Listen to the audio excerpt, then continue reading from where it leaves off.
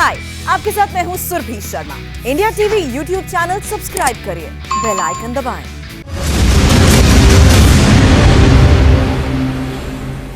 तो शुरुआती 4 राउंड्स के एग्जिट पोल पश्चिम बंगाल चुनाव के यानी कुल 135 सीटों के वो ये बता रहे हैं कि बीजेपी ने 135 में से 104 सीटें जीत सकती है, तृणमूल कांग्रेस सिर्फ 30, कांग्रेस गठबंधन सिर्फ 1। अगर ये नतीजे हैं 2 तारीख को भी, तो इसे तो आप एक किस्म की लहर नहीं बल्कि सुनामी कहेंगे कि बीजेपी के लिए पश्चिम बंगाल में वाकई एक सुनामी की तरह के एक बवंडर चल रहा था, जिसमें तृणमूल कांग्रेस पूरी तरीके से साफ हो सकती है। यानी आधी सीटें, लगभग आधी सीटें वो हो चुकी हैं। 135 में से 104, टीएमसी 30, कांग्रेस पार्टी का गठबंधन यानी लेफ्ट और आईएसएफ मिलाकर के अभी तक केवल 1 सीट पर जीत हासिल करते हुए दिखाई दे रहे हैं। अगर ये जो एग्जिट पोल के नतीजे ये अगर असल नतीजों में भी तब्दील हो जाएं तो इसके हिसाब से तो जो बीजेपी बातें कहती है 200 प्लस का, वो अभी चूंकि अभी 160 सीटें लगभग बाकी हैं, ये वो लक्ष्य भी हो सकता है हासिल हो जाए। अब ये फेज 1 का नतीजा आपके सामने एग्जिट पोल का। 30 में से 24 में से 27 सीटें बीजेपी जीतती हुई दिखाई दे रही है। तृणमूल कांग्रेस 3 से 6, कांग्रेस पार्टी 0 और अन्य भी 0। ये पहले फेज का एग्जिट पोल है जिसमें 30 सीटों पर मतदान हुआ था। 24 से 27 सीटें 30 में से बीजेपी जीतती हुई दिखाई दे रही है। मुझे याद आ रहा है उस वक्त अमित शाह का स्टेटमेंट भी यह था कि इन 30 में से हम 26 सीटें जीत रहे हैं। सज्जन कुमार का जो एग्जिट पोल है वो भी उस आंकलन के आसपास है। अगले फेज में, दूसरे चरण में और क्लियर कट फिगर जो है वो आ रहा है 28 बीजेपी, टीएमसी 2, कांग्रेस 0, अन्य 0। तो पहला और दूसरा चरण तो पूरी तरीके से बीजेपी के साथ जाता हुआ दिखाई दे रहा है। ये 60 सीटें पूरी तरीके से बीजेपी डोमिनेट करती हुई दिखाई दे रही है। और पंकज, तीसरे फेज में लगा कि शायद टीएमसी ने थोड़ा बहुत कुछ जमीन तो हासिल की। बिल्कुल, जैसे पहले 2 फेजेस में हमने देखा बीजेपी पूरा भगवा रंग में लगा हुआ नजर आ रहा था। अब तीसरे फेज में अगर आप देखें तो यहां 16 से 19 सीटें बीजेपी को मिलती नजर आ रही हैं, जबकि 10 से 12 सीटें यहां कुछ अपना ग्राउंड बनाती हुई टीएमसी नजर आ रही है कम से कम। लेकिन कांग्रेस प्लस जो है 0 पे और अन्य जो है वो भी 0 पे। अब बात करते हैं चौथे फेज की। 44 सीटों के लिए 25 से 30 सीटें यहां पर एक बार फिर बीजेपी बढ़त बनाती हुई नजर आ रही है। 11 से 13 पर सिमटती हुई टीएमसी नजर आ रही है। केवल 1 कांग्रेस प्लस को और अन्य के खाते में यहां पर भी 0 आता हुआ नजर आ रहा है। जैसा कि पहला फेज का जिक्र सौरभ ने किया, अमित शाह ने जिस तरह से कहा था उसके बाद काफी सवाल उठे थे कि भाई ये चुनाव आचार संहिता का उल्लंघन हो रहा है, जब पहले से रिजल्ट एक तरह से बताते हुए नजर आ रहे हैं। चलिए अब जरा 5वें चरण का नतीजा भी आपको बता दें, एग्जिट पोल का क्या है। 5वें चरण में 45 सीटों पर मतदान हुआ था और इनमें से 32 से 36 सीटें बीजेपी जीत सकती है। तृणमूल कांग्रेस 3 से 8, कांग्रेस गठबंधन 1, अन्य 0। तो ये 5वें फेज का जो नतीजा है, और मैं गलत नहीं हूं तो शायद ये सबसे बड़ा फेज था इस चुनाव का, जिसमें 45 सीटों पर मतदान हुआ था।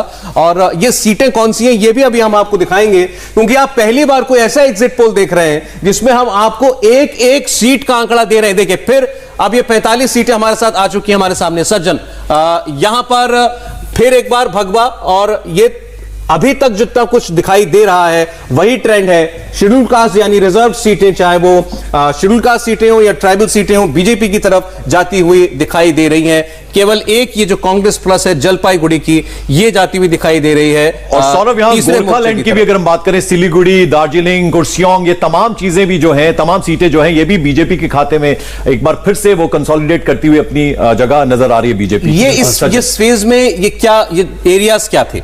देखिए, ये जो आप देखेंगे ये जलपाईगुड़ी और दार्जिलिंग, ये जो 2 लोकसभा है उनकी सीट्स है। और चूंकि उत्तर बंगाल में है तो बीजेपी की बढ़त स्वाभाविक है, उसमें डेमोग्राफी है और पहले से भी। और दूसरा जो तृणमूल की तरफ से कुछ लास्ट में ये कोशिश हुई कि बिमल गुरुंग जैसे नेताओं को ले जाएं। बात ये था कि वहां पे उससे ग्राउंड सेंटीमेंट बहुत ज्यादा नहीं बदला, वो चेंज का जो था, तो इसलिए उनका कंफर्ट जोन है।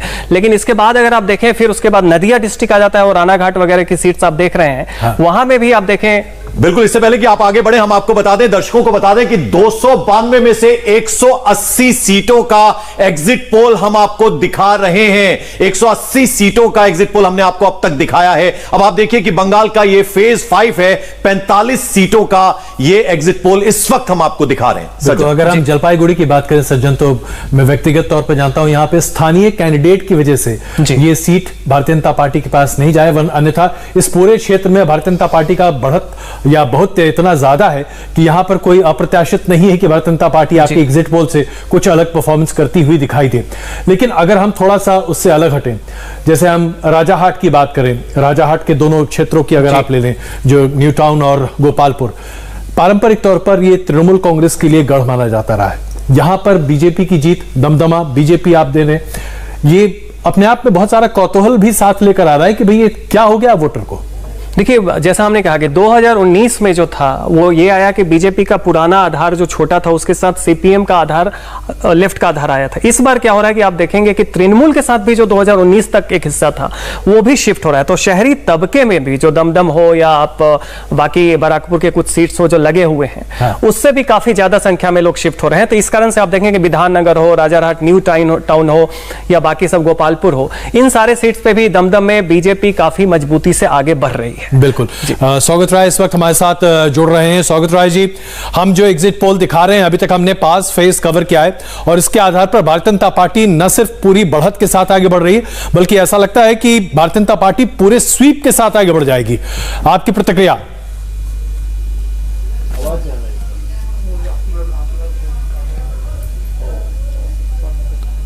सौगत राय जी, आप तक हमारी आवाज आ रही?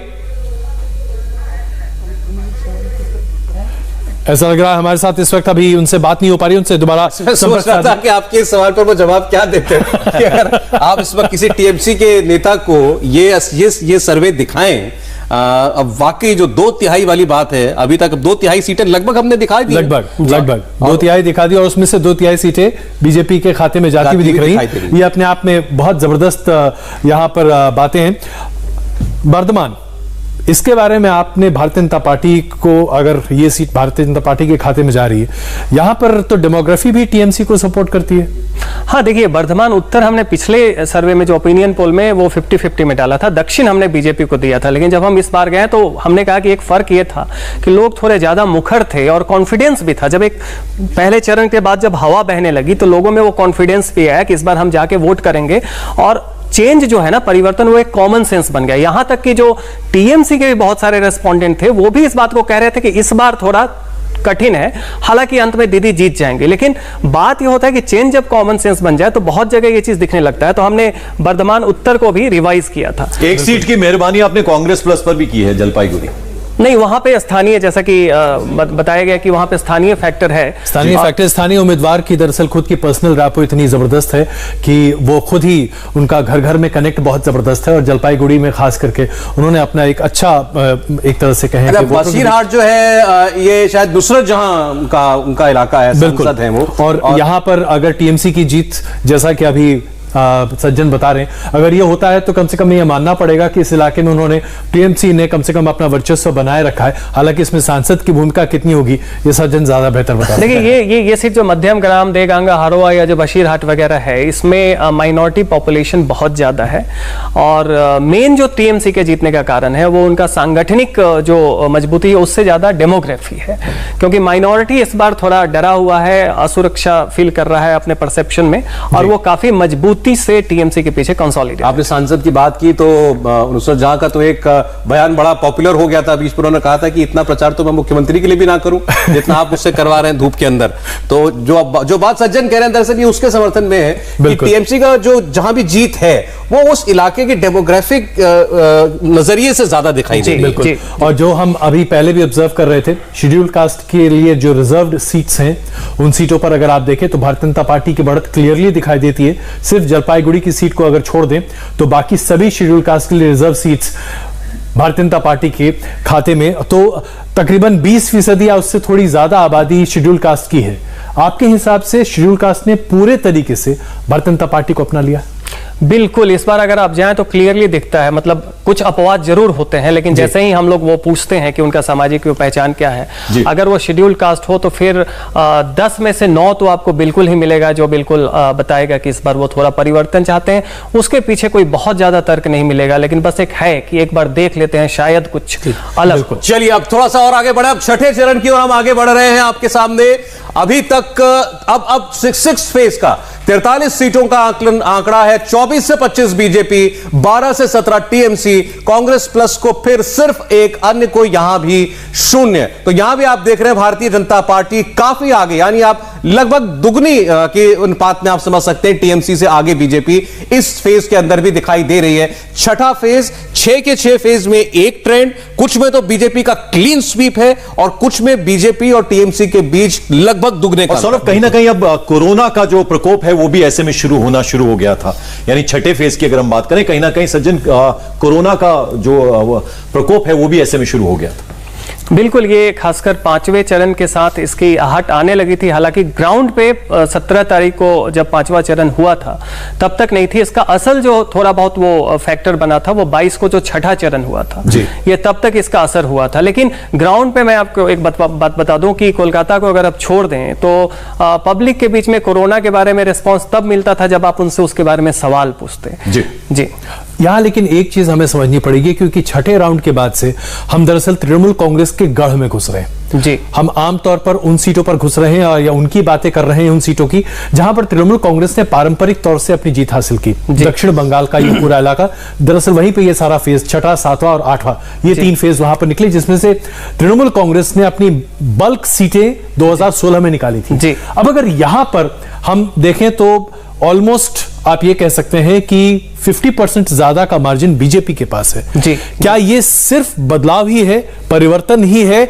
या दरअसल लोगों के बीच में मतिभ्रम की स्थिति भी थी? 10 साल तृणमूल कांग्रेस को दिए, काम नहीं हुआ, किसी नए को मौका दो।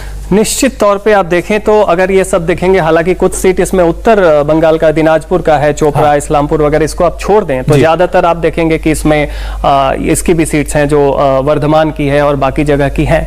तो आप देखेंगे कि ये जो एक लहर वाली जो बात है वो बंगाल के लिए नया नहीं है। इनफैक्ट ये जो टीएमसी के सीट्स दिखाई दे रहे हैं वो और भी कम होते, बस ये है कि इस बार जो माइनॉरिटी डेमोग्राफी सेंट्रिक जो सीट्स हैं उसमें तृणमूल अच्छा वो परफॉर्म कर रही है, अपने मेहनत के कारण नहीं बल्कि डेमोग्राफी के। नहीं, ये तो आप इस्लामपुर की बात करें, करीमपुर की बात करें, कालीगंज की बात करें, ये सीटें तो मैं व्यक्तिगत तौर पर कई बार इन जगहों पर जाकर देख चुका हूं। मुस्लिम डोमिनेशन बहुत ज्यादा है और जाहिर सी बात है तृणमूल कांग्रेस के लिए एक बार ओवरऑल टैली भी अजय जी हम देखते रहे कि अब हम आपको 223 सीटों का एग्जिट पोल दिखा चुके हैं 292 में से, और 149 से 165, 223 में से 149 से 165 जा सकती है बीजेपी को, और 53 से 58 टीएमसी। कांग्रेस गठबंधन को अब तक केवल 3 सीटों पर जीत के आसार दिखाई दे रहे हैं एग्जिट पोल के अंदर। एक सवाल पंकज, अगर आपकी इजाजत से मैं पूछ लूं कि अच्छा, बाबुल सुप्रियो अब हमारे साथ जुड़ रहे हैं। बाबुल साहब, अगर आपको आवाज हमारी साफ मिल रही है तो हमारा इंडिया टीवी का एग्जिट पोल अभी तक जितने हमने 6 चरणों के नतीजे दिखाए हैं, आपकी पार्टी की एक स्वीपिंग विक्ट्री की ओर इशारा कर रहा है, क्या कहेंगे? देखिए, मैं बहुत पहले से बहुत सारे एग्जिट पोल्स देख रहा हूं और आई थिंक जो अलग अलग रिजल्ट्स हर जगह में दिख रही है, कहीं पे बीजेपी, कहीं पे टीएमसी, कहीं पे कहीं पे हंग, जो अलग अलग नतीजे दिखा रहे हैं, यही चीज दर्शाती है कि ये बंगाल में जो लड़ाई हमारी थी वो बहुत कॉम्प्लिकेटेड थी और इसमें क्या होने वाला है ये सिर्फ और सिर्फ वोटर्स मालूम है। और आपके चैनल्स में दिखा रहे हैं कि बीजेपी भारी संख्या में आगे है, वैसे और भी कुछ चैनल्स हैं जहां पे दिखा रहे हैं कि वो भारी संख्या में पीछे हैं। तो हम आज ज्यादा ना मतलब जहां पे ज्यादा दिखा रहे हैं उस चैनल्स में जाके ना बहुत खुशी जताएंगे और जहां पे कम दिखा रहे हैं वहां पे जाके ना गुस्सा दिखाएंगे। हम ये बोलेंगे कि 2 मई बीती गई, ये बिल्कुल तय है। और आज का जो एग्जिट पोल है, ये दीदी की जो एग्जिट है, शब्दों से खेल रहा हूं बस, ये एग्जिट जो है दीदी की एग्जिट है, डेमोक्रेसी की जो हत्या हो रही थी उसकी एग्जिट है, जो लोगों पे आप सुन रहे थे ये सब हकीकत है। ये सारी चीजों से एक क्रूअल चीफ मिनिस्टर जिनको पॉलिटिक्स के सिवा और कुछ नहीं दिखती है, ये सारी चीजों से एग्जिट है, उससे छुटकारा बंगाल को मिलेगी। इसी का एक समझ लीजिए आज का बाबुल सुप्रियो जी, आपने अभी बात की अन्य एग्जिट पोल्स की, तो हम आपसे ये कह दें कि अभी तक जितने 6 फेज के हमने अभी तक एग्जिट पोल के अपने रुझान सामने रखे हैं, उसके आधार पर 2/3 से ज्यादा का बहुमत भारतीय जनता पार्टी को मिल रहा है। इतना बड़ा बहुमत अभी तक किसी भी एग्जिट पोल ने नहीं दिया है बीजेपी को, जितना अभी तक हमारे एग्जिट पोल में बात निकल कर आ रही है। लेकिन इसके बावजूद हमारे जो सिफोलॉजिस्ट हैं उनका मानना है कि शायद आप अपनी सीट नहीं बचा पाएंगे। क्या इसकी संभावना हो? मैं अपना सीट चलिए सेफोलॉजिस्ट साहब के साथ आज मेरा ये जब 2019 में मैं चुनाव लड़ा था जी, मुझे कहा गया था कि आसनसोल से मत लड़िए, वहां से आप 2 लाख से हारेंगे जी। मैंने पार्टी को बोला कि मैं भागूंगा नहीं, लड़ना है तो आसनसोल से ही लड़ूंगा और 2 लाख से जीतूंगा। मैं 1,99,000 से जीता था। और टीएमसी के 2 अहम कार्यकर्ता मतलब नेता कहूंगा, बहुत बड़े नेता जो टीवी पे आए थे, वो वीडियो भी थोड़ी देर में आप चाहे तो मैं पोस्ट कर दूंगा फेसबुक में। वो ऑन एयर मेरे से मैंने उनको बोला कि अगर आप जो बोल रहे हैं कि मैं हारूंगा तो आप राजनीति छोड़ देंगे, अगर ऐसा हुआ तो फिर तोता लेके या तो आप हावड़ा स्टेशन में बैठेंगे या मैं बैठूंगा जी। तो मैं आपको दावे के साथ ये कह देता हूं कि सिफारिश नमस्ते करता हूं, लेकिन जमीन पे लोगों के साथ आंख मिला के कैंपेन करना और अपने जो है एसी रूम में हम भी बैठते हैं, तो बाबुल हम शर्त लगा लें अपने सेफोलॉजिस्ट बैठना, वो बात भी नहीं कहूंगा। और सेफोलॉजिस्ट जो है वो सेफ खेलते हैं। बाबुल हम ये आरोप तो आप इन पे बाबुल नहीं लगा सकते। ये सेफ खेल रहे होते, मैं आपको ये सेफ खेल रहे होते तो ये आपको 2/3 बहुमत नहीं देते। रुपया कैश का आज मेरा चीज अलग है, हमको बंगाल जीतना है ऑन अ लार्जर प्लेटफॉर्म। मैं अपनी सीट हार जाऊं और बंगाल बीजेपी जीत जाए, इससे हमको कोई नुकसान नहीं है। हमको बहुत खुशी है क्योंकि लार्जर नहीं बिल्कुल। देखिए बाबुल सुप्रियो जी, हमारा आशय किसी भी तरीके से आपके परफॉर्मेंस पर कोई सवाल खड़ा करना नहीं था। ऐसी शायद परिस्थितियां निर्मित हो रही हैं, आकलन में ऐसा आया है और हम इतना जी नहीं देखिए मैं डिफेंड नहीं कर रहा, बिल्कुल बिल्कुल। देखिए इसमें कोई शक नहीं कि सज्जन जो हमारे सेफोलॉजिस्ट हैं बड़ी मेहनत से उन्होंने अपनी तमाम फाइंडिंग्स को अभी तक सामने रखा है। लेकिन मैं आपसे एक गुजारिश करना चाहता हूं, सिर्फ ये बता दीजिए कि 2 मई को हम आपके लबों से कौन सा गीत सुनेंगे? कौन सा गान सुनेंगे 2 मई को? बाबुल सुप्रियो क्या गुनगुनाएंगे? बिल्कुल नहीं गुनगुनाऊंगा, जो गुनगुनाना है वो जो आंकड़े जो है वो 2 तारीख को गुनगुनाएंगे। चलिए हम इंतजार करेंगे। बाबुल सुप्रियो बहुत बहुत शुक्रिया इंडिया टीवी से जुड़ने के लिए, बहुत बहुत शुक्रिया आपका। और हमारे 2 सहयोगी आपको बता दें पिछले 3 महीने से लगातार बंगाल में हैं। हमारे साथ मनीष भट्टाचार्य हैं, उसके अलावा पवन नारा है। पवन, 2/3 बहुमत से जीतती हुई नजर आ रही है यहां बीजेपी, जैसा कि हम एग्जिट पोल दिखा रहे हैं। आप ग्राउंड पे रहे, आपने इस बार किस तरह से मूड को टटोला, नब्ज को टटोला बंगाल के लोगों की? देखिए सज्जन ने जिस तरह से शुरुआत की थी ओपिनियन पोल और एग्जिट पोल का डिफरेंस बताते हुए, तो सज्जन एग्जिट पोल करके आए हैं और हम ओपिनियन पोल कर रहे हैं। हो सकता है कि हमारा सैंपल साइज छोटा हो सकता है कि हम 294 सीटों पे ना गए हों, लेकिन हाँ एक ट्रेंड पकड़ने की कोशिश की है। तो जिस तरह के फिगर्स सज्जन कह रहे हैं, मुझे बहुत स्ट्रॉन्ग फिगर्स नजर आ रहे हैं। वो मेरा अगर आप अनुमान जानना चाहते हैं, हाँ बदलाव की बात है, हाँ एंटी इनकम्बेंसी है, हाँ पोलराइजेशन है, लेकिन दीदी के लिए जो फैक्टर काम कर रहा है कि दीदी की जो बेनिफिशियरी योजनाएं हैं जो कुछ लोगों तक पहुंची हैं, वो दीदी के साथ, जिन तक पहुंची हैं वो दीदी के साथ हैं। दीदी की अपनी एक इमेज है, वो उनके साथ हैं। और कुल मिलाकर टीएमसी के जो कार्यकर्ता हैं, अगर शुवेंदु अधिकारी के ईस्ट और वेस्ट मिदनापुर के इलाके को छोड़ दिया जाए तो कार्यकर्ता भी जोश के साथ हड्डा हड्डी वाली स्थिति में लड़ते हुए दिखाई दिए हैं।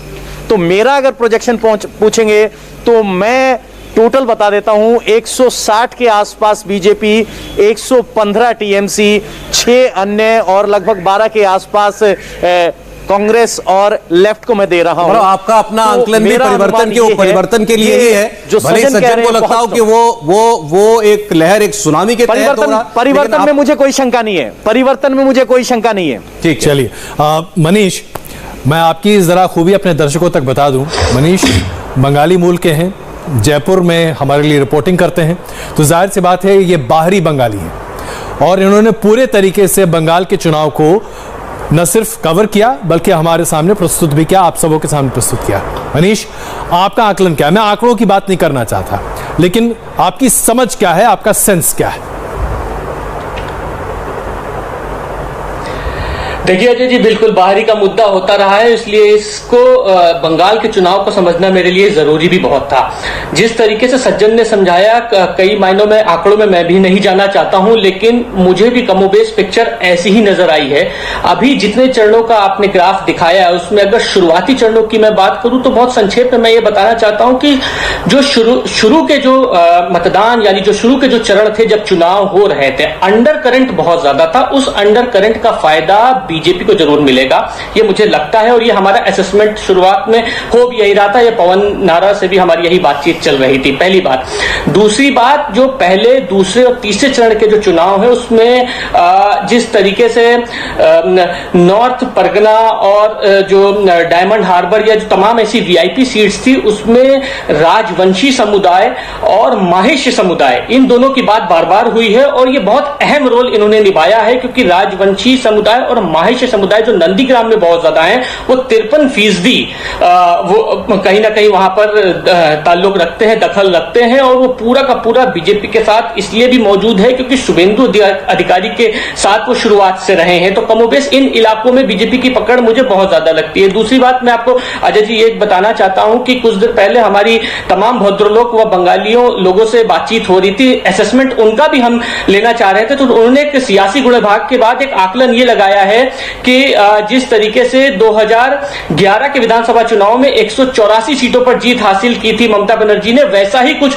2021 में बीजेपी करने जा रही है। और उसमें कहीं ना कहीं आकलन इस तरीके का है कि 2009 में टीएमसी 2 सांसदों के साथ साथ मतलब 19 सांसदों की सीट तक के पहुंचाई थी, यानी 19 सांसद हुए थे जब लोकसभा का चुनाव हुआ था। और ठीक वैसा ही जब 2019 का लोकसभा चुनाव हुआ है तो एक के बजाय 18 सांसद बीजेपी वहां तक के पहुंची है। तो इस तरीके का आकलन पश्चिम बंगाल में फिलहाल चल रहा है। तो उसी कड़ी में लोगों का यह मानना है कि अगर इस तरीके की बढ़ोतरी बीजेपी को मिली है तो कहीं ना कहीं जो अब 2 मई को जो आंकड़े आने वाले हैं वो कोई बहुत चौंकाने वाले नहीं होंगे कि बीजेपी पूरी तरीके से क्लीन स्वीप करे।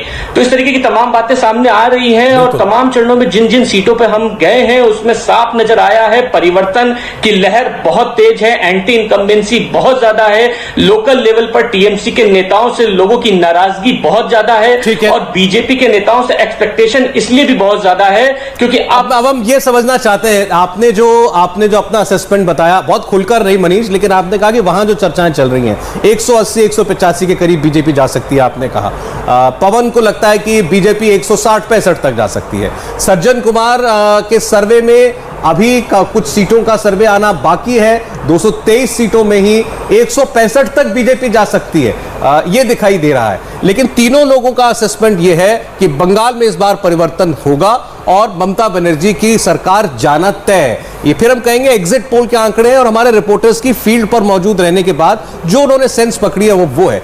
ऐसा क्या है जो सज्जन को इतना क्लीन स्वीप दिखा रहा है जो हमारे रिपोर्टर्स को नहीं दिखा रहा? पहले सज्जन आप।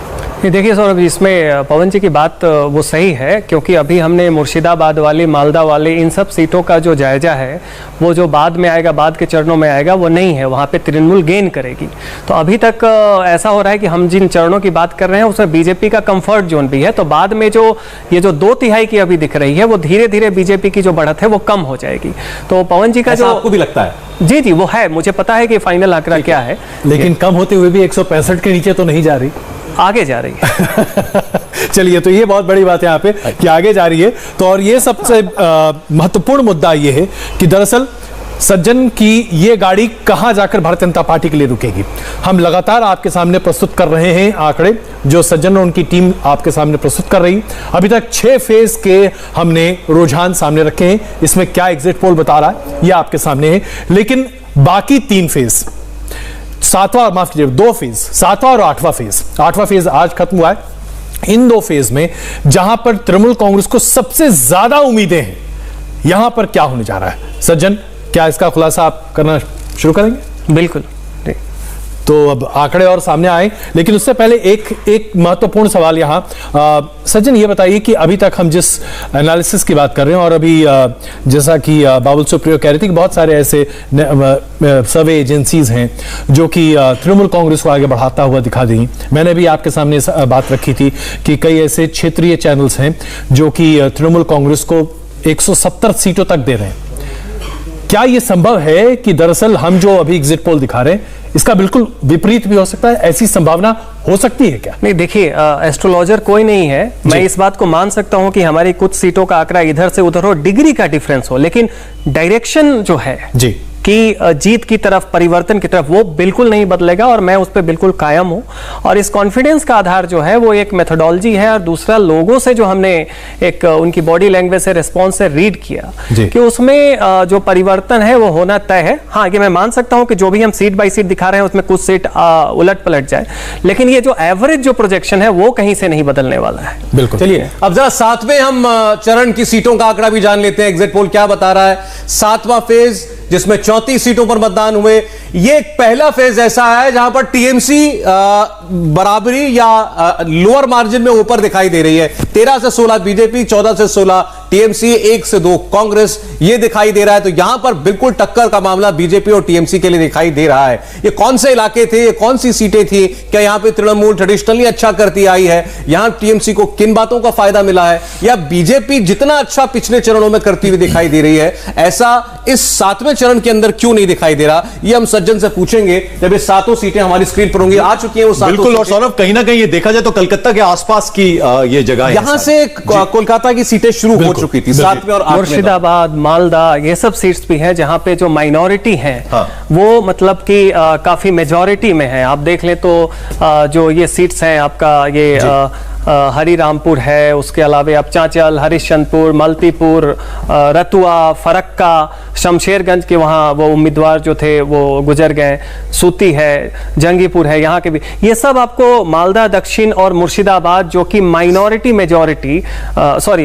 डोमिनेटेड वो डिस्ट्रिक्ट्स हैं। तो यहाँ पे नेचुरल है कि यहाँ जो लड़ाई है वो लेफ्ट फ्रंट, मतलब कि कांग्रेस का जो अलायंस है और तृणमूल के आपसी लड़ाई के बीच में है। जहां सज्जन यहां पर भी बीजेपी कड़ी टक्कर देती हुई नजर आ रही है, ऐसा नहीं कि बीजेपी बहुत पीछे। लेकिन आप देखें तो उसमें हाँ, मालदा में है ये चीज। मालदा में आप देखेंगे क्योंकि जो मुस्लिम मेजॉरिटी जो डिस्ट्रिक्ट्स एवरेज है, लेकिन बहुत सारा बीच बीच में पॉकेट्स है जहां पे उनकी संख्या कम है और बाकी जो ये हैं हिंदू लोग हैं वो ज्यादा है, वहां पे बीजेपी सीधा गेन कर रही है। आप दर्शक सोच रहे होंगे कि ये सफेद रंग हम क्यों दिखा रहे हैं? शमशेरगंज और जंगीपुर, इन 2 सीटों पर जो उम्मीदवार थे वो गुजर गए थे और इस वजह से यहां पर चुनाव जो था वो टाल दिया गया है। तो इस वजह से इसलिए हम कह रहे हैं कि हम आपको 292 सीटों के ट्रेंड्स जो आज दिखा पाएंगे। बिल्कुल। मुर्शिदाबाद जी, इस पूरे स्टैक में अगर देखें आप, रघुनाथगंज से ये शुरू होता है, कोलकाता पोर्ट पर बाद में आते हैं, लेकिन मुर्शिदाबाद भारतीय जनता पार्टी के पाले में, यहां पर तो मुस्लिम आबादी भी अच्छी खासी है। बिल्कुल 47-53 का है, 47% मुस्लिम है, 53 हिंदू है। पिछली बार हमने मुर्शिदाबाद को 50-50 में डाला था और हमें लगा था शायद तृणमूल। इस बार जब हमने गया तो हमने हर तबके से वो जब बातचीत की तो हमने देखा कि जो हिंदू तबका है, वो मिडिल क्लास हो या जो सर्विस सेक्टर का हो या वर्किंग क्लास का हो, एक क्लियर मतलब कि पोलराइजेशन था बीजेपी के फेवर में। तो हमने सीधा कॉल लिया कि इस तरह का जब हमें फील्ड में दिख रहा है तो सेफ नहीं खेलेंगे, ठीक है। तो फिर हमने कॉल लिया कि मुर्शिदाबाद के चांसेस हैं कि ये सीट एक बीच में बीजेपी निकाल सकती है। शहरी एरिया है, वहां पे थोड़े हिंदू भी ज्यादा है, तो इस कारण से मुर्शिदाबाद एक्सेप्शनली। लेकिन ये जो कन्वेंशनल थ्योरी है कि मुस्लिम वोट का कंसोलिडेशन बहुत मजबूत होता है और पोलराइजेशन में भी हिंदू वोट उस लेवल पर कंसोलिडेट नहीं हो सकता। इसके बावजूद बराबर की डेमोग्राफी वाली सीट बीजेपी के पास क्यों? देखिए, जहां पे मुस्लिम पॉपुलेशन ज्यादा है वहां हिंदू कंसोलिडेशन भी ज्यादा होता है। इसी कारण से अब दक्षिण पर 24 परगना जीत रहे हैं। मुर्शिदाबाद की सीट अगर निकल जाती है जैसा हमें लग रहा है, तो उसी कारण से जहां पे मतलब कि मुस्लिम पॉपुलेशन कम है वहां पे इंटरनल डायनेमिक्स बहुत ज्यादा होते हैं। लेकिन वहां पे भी बीजेपी आप देखिए एंटी इनकम्बेंसी में जंगल महल वगैरह में मुस्लिम जो है 10 से 15% से भी कम है, फिर भी जीत रही है। लेकिन पोलराइजेशन वहां ज्यादा होगा जहां पे मुस्लिम पॉपुलेशन ज्यादा होती है। ये यूनिवर्सल फैक्ट है। एक ओवरऑल टैली एक नजर डालें। 257 सीटों का सर्वे, 162 से 181 सीटें जीत सकती है भारतीय जनता पार्टी। टीएमसी 67 से 74, कांग्रेस अलायंस सिर्फ 3 से 5 और अन्य एक सीट भी जीता हुआ अभी तक दिखाई नहीं दे रहा है। और आज हुई सीटों का जब आगे नतीजा आएगा एग्जिट पोल का, तो बहुत मुमकिन लग रहा है कि जो 200 प्लस का नारा बीजेपी है वो कम से कम एग्जिट पोल में वो सच साबित होता हुआ दिखाई देगा। और अब वापस लौटे अगर सज्जन, कोलकाता पोर्ट, नवग्राम। कोलकाता पोर्ट पर आमतौर पर ऐसा माना जाता रहा है कि इस बार भारतीय जनता पार्टी वहां अपनी सीट निकाल सकती थी, और वो इसलिए क्योंकि वहां पर कंसोलिडेशन जो आप कह रहे हैं वो रिवर्स कंसोलिडेशन बहुत बड़े पैमाने पर लोग मान रहे थे। लेकिन अगर इस इलाके में तृणमूल कांग्रेस अपनी सीट निकाल रही तो इसे कैसे एनालाइज करें? देखिए, यहाँ पे जो कैंडिडेट हैं वो कोलकाता के जो मेयर हैं वो काफी पॉपुलर भी हैं। हाँ। खुद वो है, उसके अलावे उनका एक अपना पॉकेट वोट है काफी, उसके अलावे माइनॉरिटी वोट भी काफी ये कंसोलिडेटेड है वहां पे। तो इस कारण से कोलकाता पोर्ट में हमने देखा है कि चूंकि कैंडिडेट फैक्टर भी है और उनका अपना भी एक पॉकेट वोट है, साथ में माइनॉरिटी वोट के कारण वो सीट जो है हमें तृणमूल के पक्ष में। बिल्कुल। अब एक आखिरी आपसे एनालिसिस, आसनसोल, उत्तर और दक्षिण। जी भाई, ये तो फिर कमाल ही हो जाएगा। हाँ बिल्कुल, क्योंकि वहां पे देखें दक्षिण के तो उम्मीदवार, यहाँ पे तृणमूल के उम्मीदवार उतने अनपॉपुलर नहीं है, लेकिन एक तो कुछ हिंदी भाषी ज्यादा हैं, उसके अलावा हिंदू बंगालीज भी हैं। तो वो जो हिंदी भाषी वहां पे एंकर बन गए हैं, और हिंदू बंगाली भी बंगाली बनाम हिंदी भाषी में उतने ज्यादा डिवाइडेड नहीं है।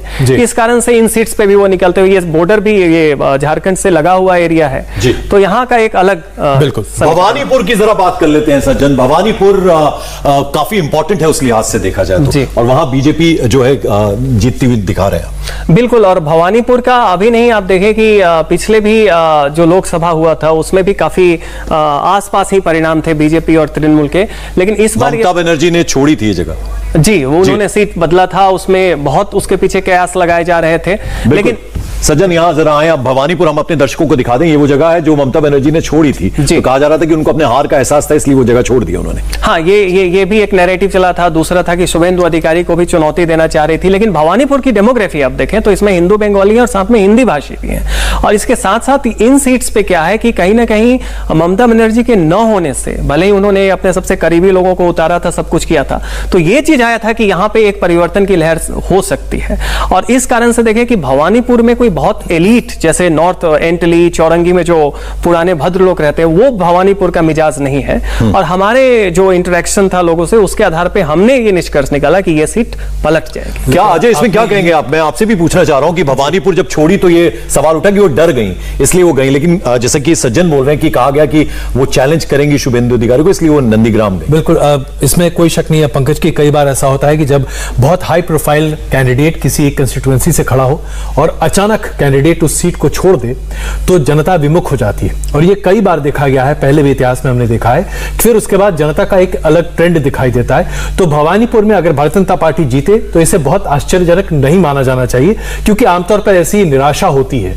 लेकिन जैसा कि अभी आप इलीट की बात कर रहे थे, बालीगंज एक बहुत हाई नेटवर्थ इंडिविजुअल्स का इलाका, बड़े पैमाने पर लोग यहाँ पर अपने आप को न सिर्फ इंटेलिजेंशिया मानते हैं बल्कि विदेश भ्रमण वगैरह करने वाले लोग भी यहाँ कई ज्यादा हैं। बालीगंज क्लब दुनिया भर जानती है कि वहां पर आप अगर उसके सदस्य हैं तो फिर आप बंगाल की इलीट के भी इलीट माने जाते हैं। यहाँ पर तृणमूल कांग्रेस, हाँ वही हमने कहा कि ये जो चूंकि एलीट यहाँ पे बहुत ज्यादा है, जो आप भद्र लोग के जो क्लासिकल टेम्पलेट यहाँ पे हैं, तो इस कारण से आप देखेंगे कि ये सीट जो है अभी भी जो परिवर्तन की लहर से एक अपने आप को फिल्टर करता हुआ नजर आ रहा है। और इसका कारण क्या है? क्योंकि सज्जन ये कहा जाता है कि जो भद्र लोग हैं वो ओपननेस जो होती है, उनके कॉमेंट्स जिस तरह के होते हैं, उनके व्यूज जिस तरह के होते हैं, उसमें कहीं ना कहीं बंदिशें लगने का खतरा है, इसलिए वो बीजेपी से विमुख हुए हैं। कुछ ऐसा कहा जा सकता है? भद्र लोग के पास एक कल्चरल हेरिटेज है। बंगाल का जो अर्ली रिनेसा है, जो पहली कॉलोनियल मॉडर्निटी आई, तो उसमें एक बंगाली एक्सेप्शनलिज्म कि बंगाल अलग है और वो क्लब नहीं हो सकता है अपने आसपास के राज्यों से, ये जो नैरेटिव है, इस नैरेटिव के एंकर भद्र लोग हैं। तो उनके साथ ये हमेशा एक होता है कि हमारी एक डिस्टिंक्ट जो लिगेसी है, जो प्रिविलेज लिगेसी है, वो बीजेपी। तो क्या कहें कि वो तृणमूल से अलग हटके बीजेपी के पाले में आए थे, वापस तृणमूल में गए हैं? देखिए, तृणमूल से उनको बहुत प्रेम नहीं है, थे तो वो पुराने वामपंथी, लेकिन जब बीजेपी सामने दिख गया है तो उनका एक हिस्सा जो है वो लेसर एविल थियरी को ले रहा है कि Trinamool is a lesser evil compare to BJP. चलिए, अब आखिरी 35 सीटें बाकी हैं, आखिरी राउंड जिस पर आज वोटिंग हुई है 29 अप्रैल को, उसका लेखा जोखा क्या है, क्या कह रही है आखिरी 35 सीट, उनका एग्जिट पोल। एक छोटे से ब्रेक के बाद फौरन हाजिर होते हैं।